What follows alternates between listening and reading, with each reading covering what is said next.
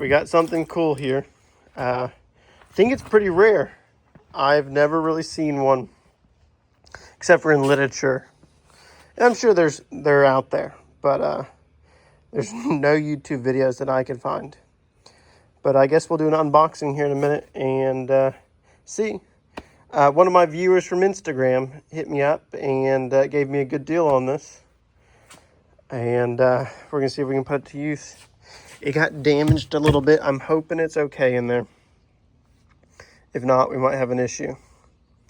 But it's old and cool. So I'll check it out.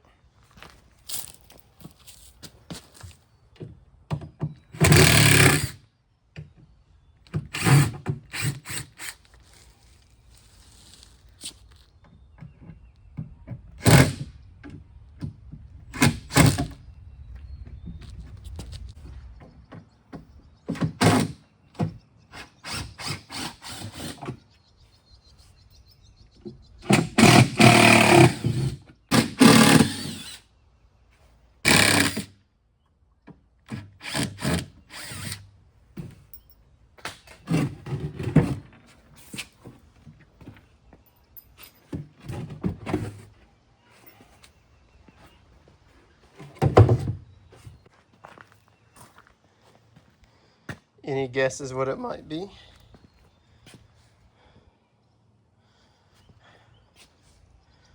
Kind of cool. Alright, doesn't look like it was, I think it's all there, but we're going to open it up. Let's get this cord out of here before I damage it.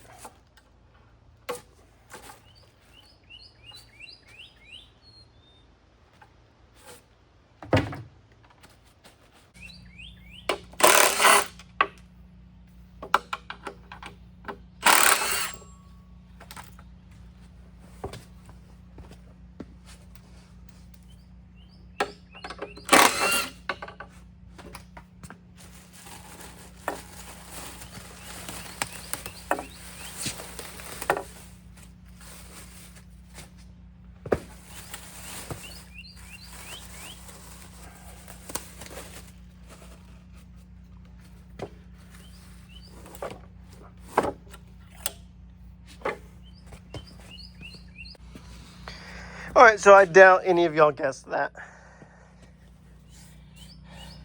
So, and some of y'all might not be entirely sure what it is, even looking at it. But this thing's pretty cool. This is a Kearney and Trecker midget mill. Let's see if I can find a badge on it. It has Kearney and Trecker somewhere. But this will go onto the overarm support of my 2CH over there. And I'm not entirely sure what collet it uses. We probably have to hunt those down. Oh, here we go. Here's that famous Milwaukee badging. And there's the midget mill part. So, we'll see. I think it runs. I had a video of it running. I think it's going to need some cleanup, but pretty cool little thing.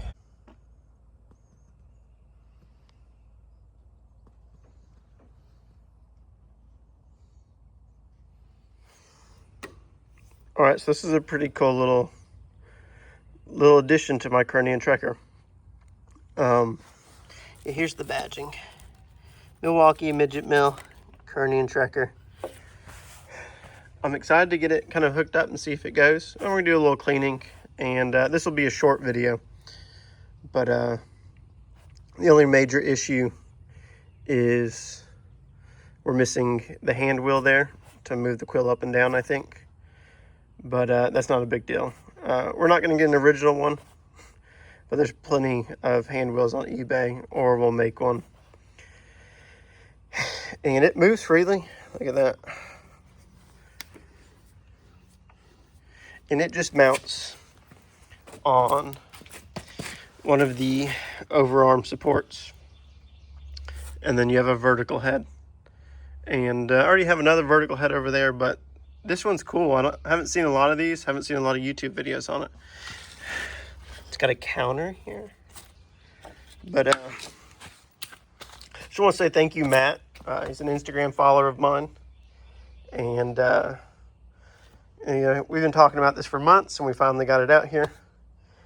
He messaged me and saw my other Kernian trackers and thought it would get some use here. And it definitely will. I think it's been living in a storage facility for I don't know how long. And I think it belonged to his father. And sorry, Matt, if I get that wrong. But it's a cool machine, and I'm just glad it's getting to keep living. So thank y'all, guys. We'll get it plugged up and see if it kicks on.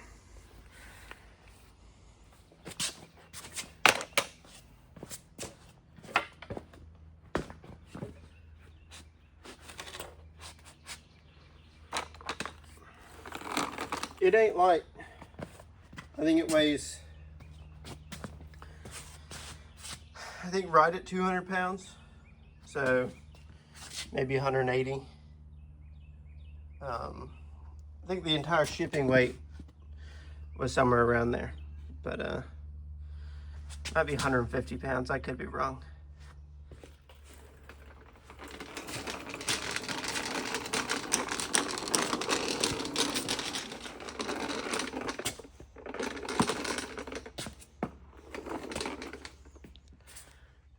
And it'll go, I won't live on this machine because I actually use this horizontally quite a bit, but it is a cool thing that I will use here and there for sure.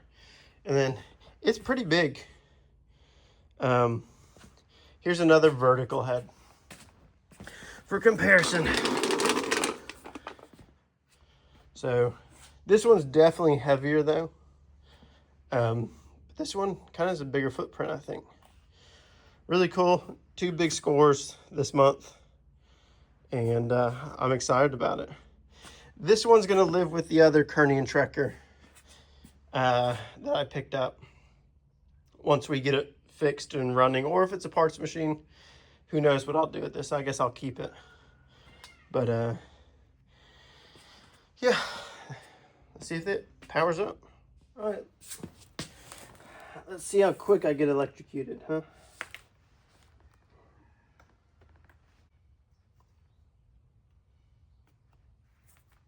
All right. Nothing blew up.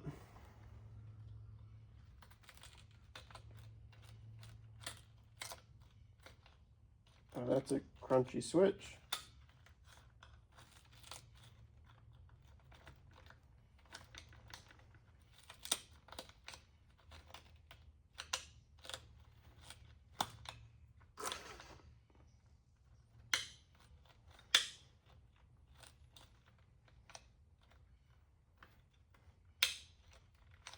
It kicked on for a minute.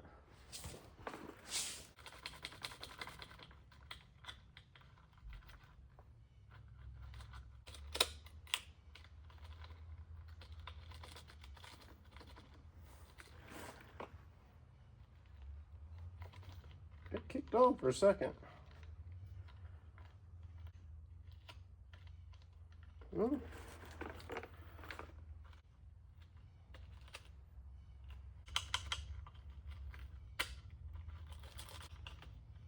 Y'all hear that? It don't sound good.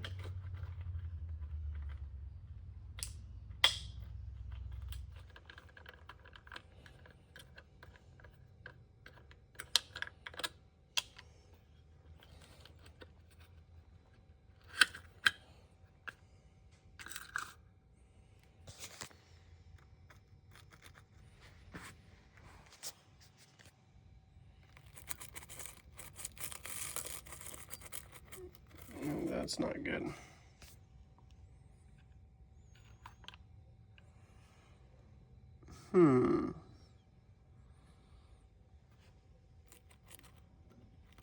Yeah, see, a bunch of the porcelain is broken.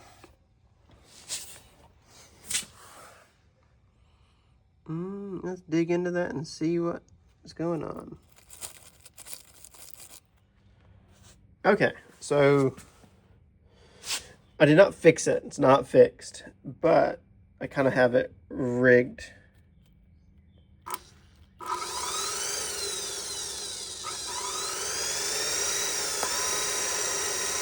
So obviously it's running good. It sounds good.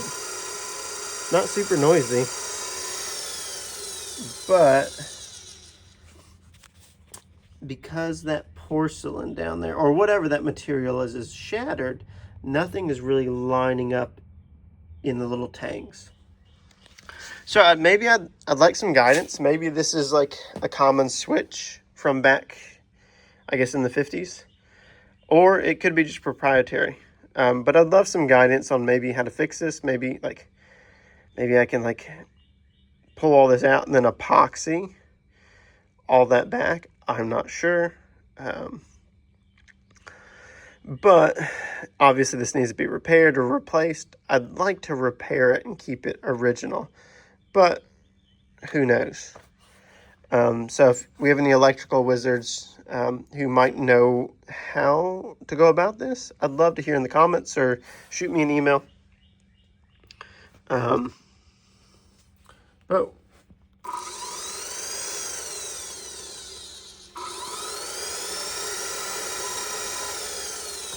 it wants to go. But that'll be a rainy day project. All right, so that's probably where this video is going to end with this midget mill. Cool little piece of history, some cool little details, and it will definitely be useful in the shop. Another thing I didn't mention is I believe it uses a Brown and Sharp number 7, taper. So I'm about to get me some collets. I think they're still made, and or maybe eBay. So that's the only one I got. I think there's an Allen key up there that you can screw it in. But I guess in the future we'll throw a new wheel on, new handle, and we'll tackle this.